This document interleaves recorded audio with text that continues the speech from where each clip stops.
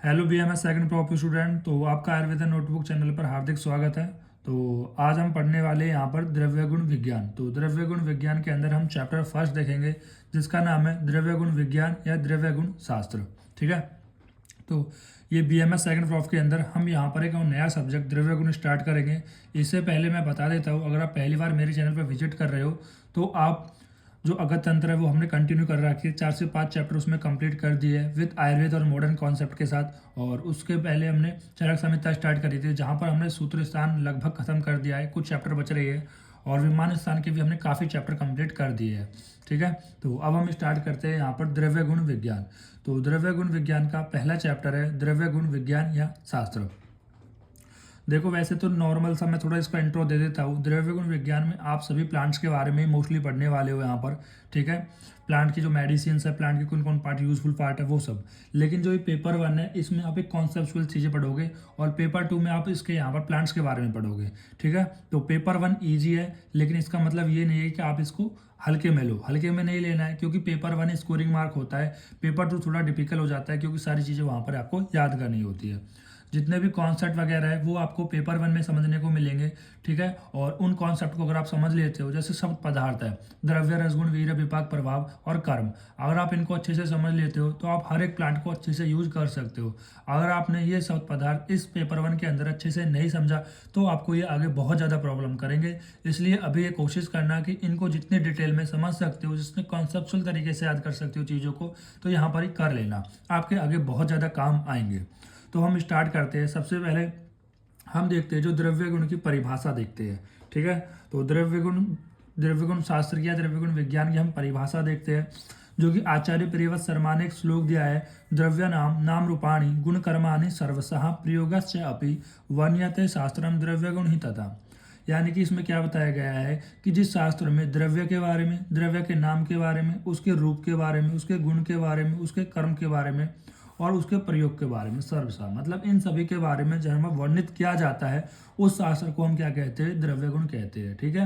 तो द्रव्य गुण क्या है? द्रव्य गुण के अंदर द्रव्य क्या है, उसका गुण क्या है, उसका कर्म क्या है, उसका प्रयोग क्या है, उसका वर्ण क्या है, मतलब इन सभी के बारे में वर्णन किया जाता है, उसे हम क्या कहते हैं, द्रव्य गुण कहते हैं। हिंदी में भी देख लो, जिस शास्त्र में द्रव्यों के नाम, गुण, कर्म, प्रयोग आदि का वर्णन किया जाता है उसे हम द्रव्य गुण शास्त्र कहते हैं। देखो शास्त्र का मतलब तो सभी जानते हैं कि शास्त्र एक प्रकार का ग्रंथ है जिसमें किसी भी प्रकार की नॉलेज है। अब शास्त्र के आगे क्या लगा है, द्रव्य गुण लगा हुआ है। ठीक है। मतलब यहाँ पर द्रव्य के गुण के बारे में यहाँ पर आपको नॉलेज मिलने वाली है द्रव्य गुण शास्त्र के अंदर। ठीक है।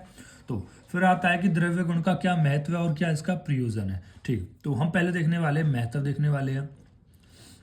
तो द्रव्य गुण का क्या महत्व है? द्रव्य गुण प्रधानत्व है। क्यों प्रधान है? क्योंकि स्वास्थ्य रक्षणम और रोग शमन की सभी क्रियाएं द्रव्य के आश्रित है, अतः द्रव्य गुण का ज्ञान आवश्यक है। देखो यहाँ पर उन्होंने क्या बताया है, जो द्रव्य गुण है उसकी महत्ता बताते हुए उन्होंने कहा है कि स्वास्थ्य की रक्षा करने के लिए। भाई स्वास्थ्य की रक्षा करने के लिए कैसे? मतलब जो भी आप द्रव्य खाओगे, ठीक है, आप जो भी आहार खाते हो सभी क्या है, द्रव्य होते हैं। तो वो कैसा खाओगे? आप अच्छा द्रव्य खाओगे तो स्वस्थ रहोगे, बेकार द्रव्य खाओगे तो आप बीमार रहोगे। भाई अच्छा स्वस्थ आहार खाओगे, ठीक है, तो अच्छा रहोगे। अगर मान लो आप मोमोज, पिज्जा, बर्गर, अगर आप अच्छा स्वस्थ आहार नहीं खाते तो आप कैसे रहोगे? आप अपने स्वास्थ्य की रक्षा नहीं कर पाओगे। तो द्रव्य गुण पर ही क्या डिपेंड कर रहा है, हमारी स्वास्थ्य की रक्षा भी डिपेंड कर रही है। और रोग शमन, रोग शमन मतलब मान लो अगर आप बीमार हो जाते हो, आप को डिजीज हो जाती है, तो उसको ट्रीटमेंट करने के लिए भी आपको यहाँ पर औषधि की जरूरत पड़ेगी। औषधि भी क्या है, द्रव्य है। तो इसलिए बताया गया है कि स्वास्थ्य की रक्षा के लिए और रोग का शमन करने के लिए इन सभी क्रिया की इन सभी की जो क्रियाएं है वो द्रव्य के आश्रित, मतलब द्रव्य पर डिपेंड करता है, स्वस्थ और रोग शमन दोनों ही। ठीक है। फिर दूसरा है कि भीषक द्रव्याणास्तु रोगी पाचतुष्टयम गुणवतम कारणम ज्ञेयम विकारम उपसयन्ते। देखो ये चरक सूत्र स्थान 9 का श्लोक है जहाँ पर चिकित्सा के 4 पाद बताए थे, जैसे वैद हो गया और परिचारक हो गया और रोगी हो गया, ठीक है, और भैंसज हो गया। मतलब मैंने थोड़ा सिक्वेंस बेकार बता दिया, पहले डॉक्टर आता है, ठीक है, फिर भैंसज आता है। मतलब देखो भीषक डॉक्टर होता है, भैंसज औषध होती है, और उसके बाद परिचारक जो कंपाउंडर नर्स वगैरह होती है, और रोगी जो पेशेंट होता है। ये 4 चीज़ होती है सिक्वेंस में आचार्य चरक के अनुसार। ठीक है। तो संपूर्ण रोगों की शांति के लिए जो चिकित्सा के 4 पाद है उनका ज्ञान होना आवश्यक है, क्योंकि अगर आप उनका ज्ञान होगा, भाई आपके पास डॉक्टर भी है, आपके पास मेडिसिन भी है, नर्स भी है और रोगी भी है, तो आप इजीली ट्रीट कर सकते हो। ठीक, चिकित्सा चतुष्पाद में वैद्य करता है, औषध को करण कहा गया है। मतलब जो चिकित्सा चार पाद मैंने बताया वैद्य को करता है, वैद्य करने वाला होता है, भाई वैद्य पेशेंट को ट्रीट करेगा, वो करता हो गया। और औषध को करण कहा गया है। देखो करण क्या है, एक प्रकार का टूल्स, एक प्रकार का सपोर्टर।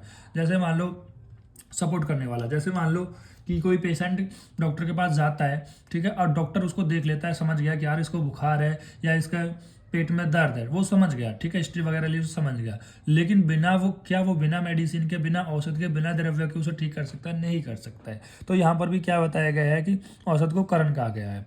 वैध कार्य तभी सफल होता है जब औषध द्रव्य का पूर्ण परिचय और उनके गुण, कर्म, प्रयोग आदि का पूर्ण रूप से ज्ञान हो। देखो उन्होंने क्या कहा है कि वैद्य का जो कार्य, वैद्य का कार्य, क्योंकि वैद्य क्या करता है तो कार्य करेगा। वैद्य का कार्य कब सफल होगा? जो वो औषध दे रहा है। जैसे मान लो वो पेशेंट को उधर सूल के लिए, मतलब पेट में उसके दर्द है, ठीक है, पेट में सूल है और उसको वो औषध दे रहा है, तो वो औषध दे रहा है, और औषध कब ठीक करेगी? जब उसको पता है कि जो वो औषध है वो उष्ण औषध है, ठीक है, वो उष्ण औषध है, वो शूल को भी कम करेगी। और जब उस औषध के बारे में उसका पूरा परिचय होगा, पूर्ण परिचय मतलब उसका डाइजेशन क्या है, विपाक क्या, फार्मोडायनेमिक्स क्या, फार्मोकाइनेटिक्स क्या है, वो आप पढ़ोगे इसी के अंदर ही। वो सब चीज़ आपको पता है, मतलब उस डॉक्टर को पता है, तभी जाके उस डॉक्टर की मेडिसिन लगेगी।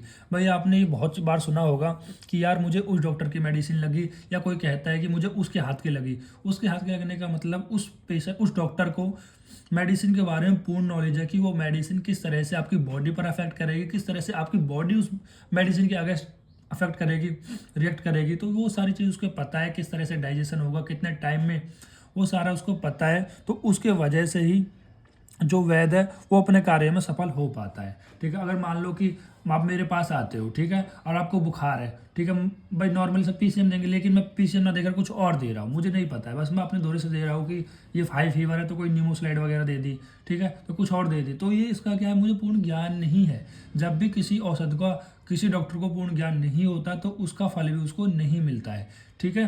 तो अगर आपको जब औषध का पूर्ण ज्ञान होगा तो आप कॉन्फिडेंस से कह सकते हो पेशेंट से कि 2 दिन में 3 दिन में आप ठीक हो जाओगे, तो एक बिलीफ दोगे, आपका कॉन्फिडेंस आपका अलग ही चमकेगा जब भी आपको औषध का ज्ञान होगा तो, ठीक है।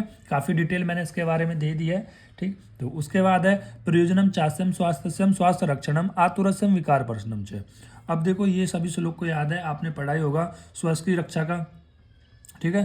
तो ये चरक सूत्र स्थान 30 में श्लोक ये फर्स्ट ईयर से आप पढ़ते आ रहे हो कि प्रयोजनम स्वास्थ्य की डेफिनेशन हो गई कि प्रयोजनम चाहे स्वास्थ्य रक्षणम, यानी कि हमारा प्रयोजन क्या है कि स्वास्थ्यम स्वास्थ्य रक्षणम, मतलब स्वास्थ्य की और स्वास्थ्य की रक्षणम करना, और अगर वो आतुर से हो जाता है मतलब वो रोगी हो जाता है तो विकारों का प्रशमन करना है। यहाँ पर देखो पहला क्या बताया गया है कि आपका जो रोगी है उस रोगी की आपको स्वास्थ्य की रक्षा करनी है। अगर आप स्वास्थ्य की रक्षा नहीं कर पाते हो, वो आतुर हो जाता है, रोगी हो जाता है, तो आपको फिर यहाँ पर औषध से उसको ट्रीट करना है, ठीक है। तो सभी प्राणी अपने स्वस्थ रक्षण हेतु किसी न किसी रूप में आहार का द्रव्य का उपयोग करते हैं। भाई आप भी रोज खाना खाते हो, आप खाना खा रहे हो तभी आप स्वस्थ हो, और आप खाना नहीं खाओगे तो आप दुर्बल हो जाओगे, धातुएं क्षय हो जाएंगी, ठीक है, आप कोई भी कर्म नहीं कर पाओगे। तो आप आहार की वजह से तो कोई ना कोई कर्म कर पा रहे हो, ठीक है। तो यहाँ पर भी क्या बताया गया है कि स्वास्थ्य की रक्षा के हेतु, स्वास्थ्य की रक्षा हेतु आप यहाँ पर आहार द्रव्य को सेवन कर रहे हो। जैसे त्रिफला बताया गया है, त्रिफला बताया गया है कि डेली इसका सेवन करना चाहिए, ठीक है। घृत बताया गया है डेली सेवन करना चाहिए, ठीक है। रसायन बताया गया है उनका सेवन करना चाहिए। तो वो क्या कर रहे हैं, आपके आहार, ये आहार आपके स्वास्थ्य को ठीक रख रहे हैं, ठीक है। तो उसके बाद हम मानव रोगों को दूर करने के लिए विभिन्न प्रकार के औषध द्रव्यों का प्रयोग करते हैं। भाई अगर मान लो कि कोई भी रोग हो जाता है तो उस रोग को दूर करने के लिए भी आप यहाँ पर क्या करोगे, औषध का प्रयोग करोगे, ठीक है। अलग अलग मेडिसिन का प्रयोग करोगे, जिस प्रकार के आपको यहाँ पर सिम्टम्स आ रही है, डिजीज है, उसके अनुसार आप अकॉर्डिंग मेडिसिन का, औषध का प्रयोग करोगे। देखो 2 बात ध्यान रख लो यार। पहली बात तो जो भी मैं औषध वगैरह बोलूँ या फिर मैं आहार वगैरह बोलूँ, दोनों ही चीज़ क्या है, ये दोनों ही आपके द्रव्य है, ठीक है। द्रव्य क्या होता है, देखो संसार में जितनी भी चीज़ें वो सभी द्रव्य होते हैं। चाहे ये पेन सही, जिस फोन से मैं वीडियो बना रहा हूँ वो सही, चाहे मेरी टेबल कुर्सी सही, वो सभी क्या है, द्रव्य होते हैं, ठीक है। तो द्रव्य को आप कंफ्यूज मत होना कि कभी कभी क्या है कि बच्चे नहीं समझ पाते हैं औषध भी द्रव्य है, तो द्रव्य है क्या, एनीथिंग, ठीक है। जिस तरह से आपने यहाँ पर मैटर की डेफिनेशन पढ़ी थी ना कि anything which occupied space and mass, मतलब जो भी इस सराउंडिंग में, इन्वायरमेंट में स्पेस और मास कवर करता है वो द्रव्य होता है। उसी तरह से कि हमारे संसार में, हमारे पृथ्वी में जो भी चीज़ें हैं वो सारी द्रव्य होते हैं। द्रव में कंफ्यूज मत होना, द्रव लिक्विड पार्ट होता है, लेकिन द्रव्य सॉलिड, लिक्विड, गैस, तीनों चीज़ इसके अंदर आ जाती है। इसके बाद हम इसके 3 प्रयोजन हो गए, और भी प्रयोजन देखते हैं। तो यहाँ पर ये 3 प्रयोजन बताए गए हैं। फिर इसके बाद एक इंपॉर्टेंट पॉइंट बताया गया है। वो इंपॉर्टेंट पॉइंट क्या है कि वेद को द्रव्य गुण का विशेष ज्ञान होना चाहिए, इस संदर्भ में राज निघंटुकर ने कहा है। एक बार फिर से पढ़ देता हूँ क्योंकि मुझे बार बार आज छींक आ रही है, पता नहीं कैसे, कुछ एलर्जन का एनवायरनमेंट में जो भी है। देखो, वेद को द्रव्य गुण का विशेषज्ञ होना चाहिए, इस संदर्भ में राज निघंटुकर ने कहा है। कि देखो, जो राज निघंटुकर है वो कौन थे? जिन्होंने निघंटु लिखी थी, ठीक है। अब निघंटु क्या है? देखो, निघंटु आज के टाइम पे आपका द्रव्य गुण ही है। पहले द्रव्य गुण विज्ञान को निघंटु कहा जाता था, क्योंकि वो राज निघंटुकर ने लिखी थी, इस वजह से द्रव्य गुण को राज निघंटुकर कहा जाता था। तो जो राज निघंटुकर है, जिन्होंने आपकी द्रव्य गुण निघंटु लिखी है, उन्होंने एक श्लोक बोला है जो काफी इंपॉर्टेंट है। निघंटु बिना वेदो विद्वान व्याकरण बिना अनभ्यासेन च धनुष काम शास्त्रो हास्यम भाजनम।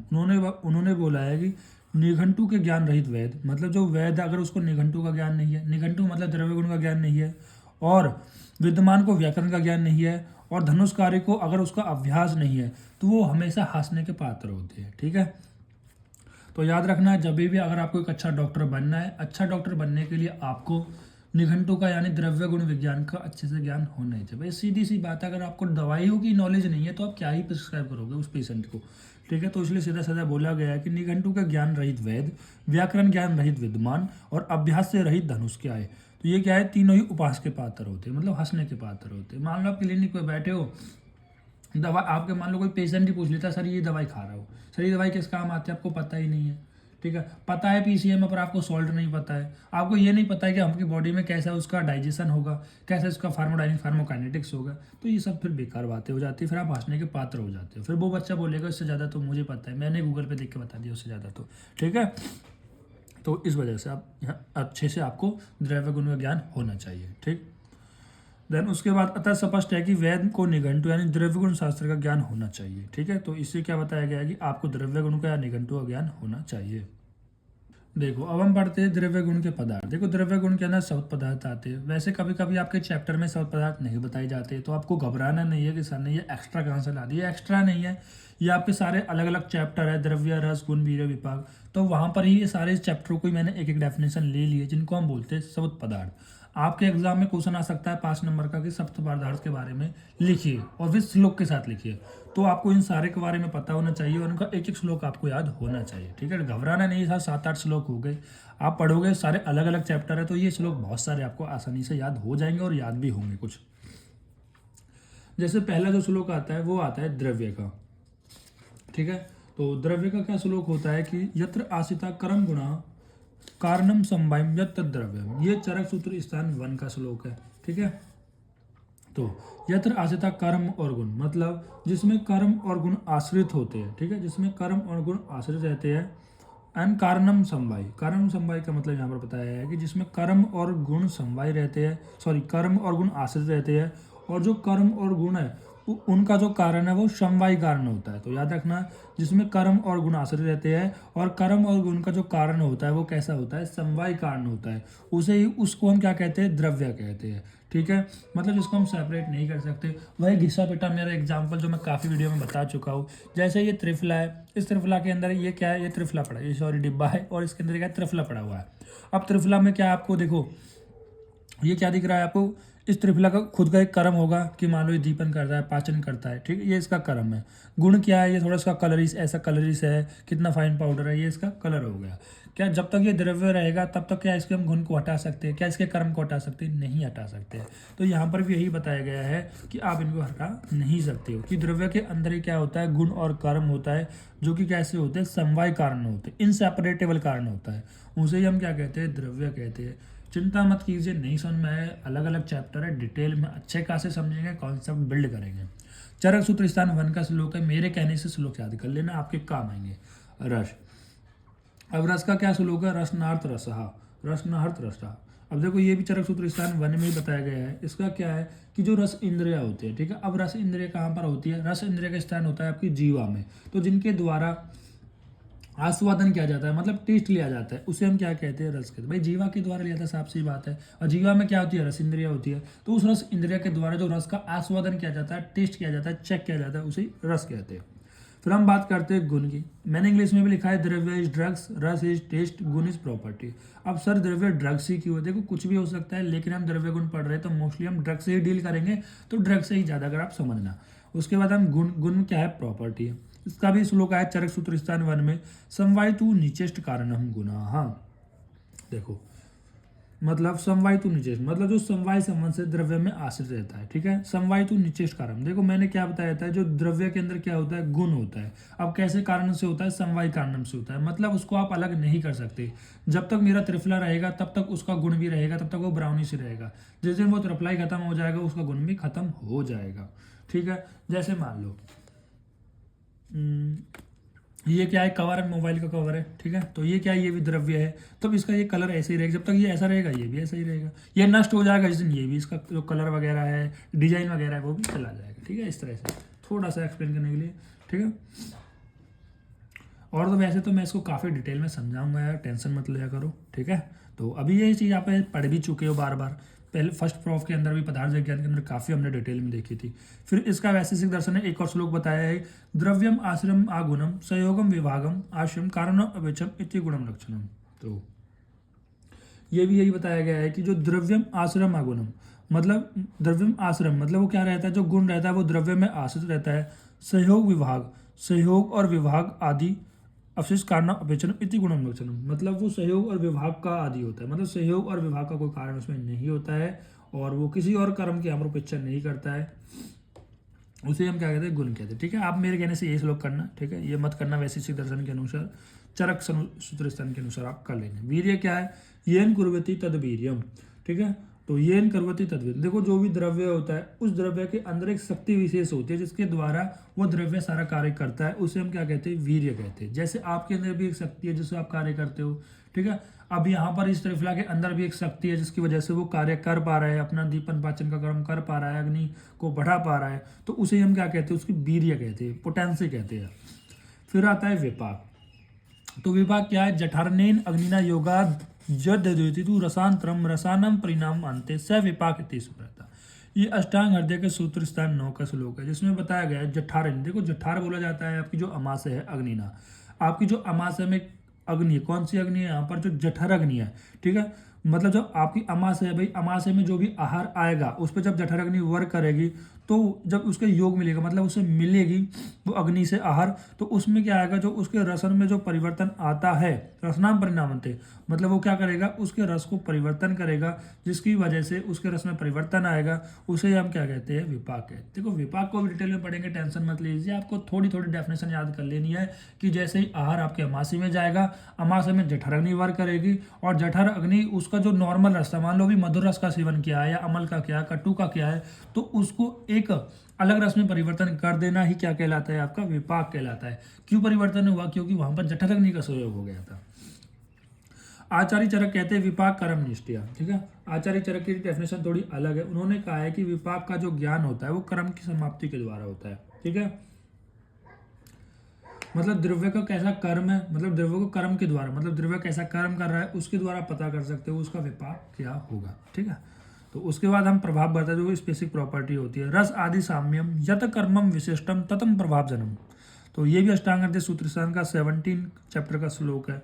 तो यहाँ पर उन्होंने बोला है कि जो द्रव्य के जो रस आदि मतलब रस है, वीर्य है, विपाक है, ये आदि जब समान हो जाते हैं, ठीक है, ये आदि समान हो जाते हैं, समान होने पर भी देखो यत कर्म विशेषता, देखो रस आदि जब साम्य, रस गुण वीर्य विपाक जब साम्य हो जाते हैं, यत कर्म विशेषता मतलब जो उनके कर्म में जो विशेषता पाई जाती है, ठीक है, उसे हम क्या कहते हैं? प्रभाव कहते हैं। तो याद रखना भाई, रस गुण वीर्य विपाक सब कुछ सेम हो गया, लेकिन कर्म में फिर भी कोई विशेषता पाई जा रही है, वो क्या कहते हैं? प्रभाव की वजह से। देखो प्रभाव आपका मॉडर्न का एक्सेप्शन की तरह है। जैसे अभी मैंने मान लो एक फॉर्मूला दिया, इस फॉर्मूले से सारे क्वेश्चन हो रहे थे, लेकिन एक क्वेश्चन वो उस फॉर्मूले से नहीं हो रहा, वो किसी और मेथड से हो रहा है, तो वो क्या हो गया? एक्सेप्शन हो गया। उसी तरह से भाई रस अलग था, गुण अलग था, वीर्य अलग था, सब कुछ अलग था, इनकी वजह से कार्य नहीं हो रहा, एक उसका अलग ही कर्म हो रहा है, ठीक है। उसको हम कहते हैं कि वो द्रव्य का जो कर्म होता है वो प्रभाव की वजह से होता है। समझ रहे हो? जैसे कि अब बहुत सारे द्रव्य आप आगे आगे पढ़ोगे, ठीक है, आप जैसे पढ़ोगे कि